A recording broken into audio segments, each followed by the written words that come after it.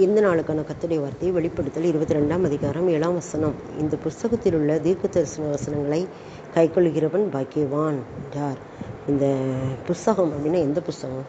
சத்திய வேதமாகிய இந்த புஸ்தகம்தான், இந்த வேத புஸ்தகம்தான், அந்த பைபிள் தான். இதில் உள்ள தீர்க்க தரிசன வசனங்களை, தீர்க்க தரிசன வசனங்கள்லாம் என்னது அப்படின்னா, இதில் எழுதப்பட்ட ஒவ்வொரு வார்த்தைகளுமே தீர்க்க தரிசன வசனங்கள் தான்.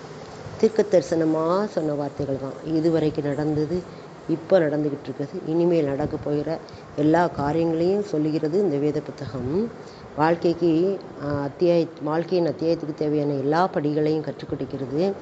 ஆரம்பம் முதல் முடிவு வரை மனிதனுடைய வாழ்க்கையில் என்னென்ன செய்யணும், எப்படி நடக்கணும், எல்லாத்தையும் கற்றுக் கொடுக்கிறது. இந்த தீர்க்க தரிசன வசனங்களை கைக்கொள்ளுகிறவன், இதன்படி நடக்கிறவன், கைக்கொள்ளுகிறவன் என்னது, இதன்படி நடக்கிறவன் பாக்கியவான். வேதத்தில் ஒன்னாசிங்கத்தில் சொல்லப்படுகிறது, இரவு மகளுடைய வேதத்தில் தியானமாக இருக்கிற மனுஷன் பாக்கியவான். தியானம் செய்யும்போது அவனோட அந்த வசனம் பேசும்ல, அப்போ அதை கை கொள்வோம்ல, அப்போ அவன் பாக்கியவான். லேவியரகமோ ஆகம புத்தகங்கள்லாம் பார்த்திங்கன்னா, கர்த்தருடைய கட்டளைகள், நீ இப்படி செய்யணும், இப்படி செய்யக்கூடாது, இந்த மாதிரி எல்லா கட்டளைகளையும் கை கொள்ள வேண்டிய விதங்களை கற்றுக் கொடுக்கும். உபாகமம் இதெல்லாம் சட்ட புஸ்தகமாக, இணைச்சட்டம்னு சொல்லுவாங்க. உபாகமத்தை இணைச்சட்டம் அப்படின்னாங்க.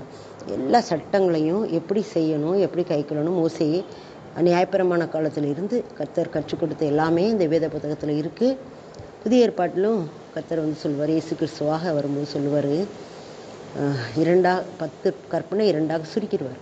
உன்னிடத்திலும் அன்பு கூறுவது போல பிறனிடத்திலும் அன்பு கூறுவாயாக. இந்த ஒரு வார்த்தையில் எல்லா 10 கற்பனையும் அடங்கியிருக்கு. உன் தேவனாகி கர்த்தரிடத்தில் உன் முழு இதயத்தோடும், உன் முழு ஆத்மாவோடும், உன் முழு பலத்தோடும், முழு சிந்தையோடும் நீ அன்பு கூறுவாயாக. அப்புறம் உன்னிடத்தில் நீ அன்பு கூறுவது போல பெருநிடத்தில் அன்பு கூறுவாயாக. இந்த 2 கற்பனைகளில் 10 கற்பனைகளும் அடங்கி இருக்கிறதுன்னு சுருக்கமாக மக்களுக்கு எளிதாக கை கொள்ளும்படியாக என்ன செய்தார், சொல்லி கொடுத்தாரு. இந்த நுகம் என்னுடைய நுகம் மெதுவாயும் என்னுடைய சுமை லகுவாயும் இருக்கிறது சொன்னார். இப்போ இதை கை கொள்ளுவது கஷ்டம் இல்லை, ஈஸியாக கை கொள்ளலாம். என்னை நீங்கள் கண்டு கொண்டால் இந்த வசனங்களை கை கொள்ளவும் நீங்கள் எளிதாக கை கொள்ள முடியும் அப்படின்னு சொல்லுவார். அதான் இந்த புத்தகத்தில் தீர்க்க தரிசன வசனங்களை கை கொள்கிறவன் பாக்கியவான். இப்போ நம்ம எல்லாரையும் பாக்கியவான்கள் வரிசையில் வச்சுருக்கிறார். பாக்கியவான்கள் என்று சொல்லி ஒரு மலைப்பிரசங்கத்தில் சொல்லுகிற காரியங்களை பாருங்கள், எல்லாமே கர்த்தருடைய வார்த்தைகள் நமக்கு மிகவும் ஆசீர்வாதமாகவும் பயனுள்ளதாகவும் நம்மை வழிநடத்துகிறதாகவும் இருக்கிறது. அதனால் நம்ம அதை கை கொள்ளும்போது நாம் பாக்கியவான்களாக எண்ணப்படுகிறோம். இந்த புஸ்தகத்தில் உள்ள தீர்க்க தரிசன வசனங்களை கை கொள்ளுகிறவன் பாக்கியவான் என்று சொன்னார். நாமும் பாக்கியவான்களாக மாற கை கொள்ளுவோம். ஆமென்.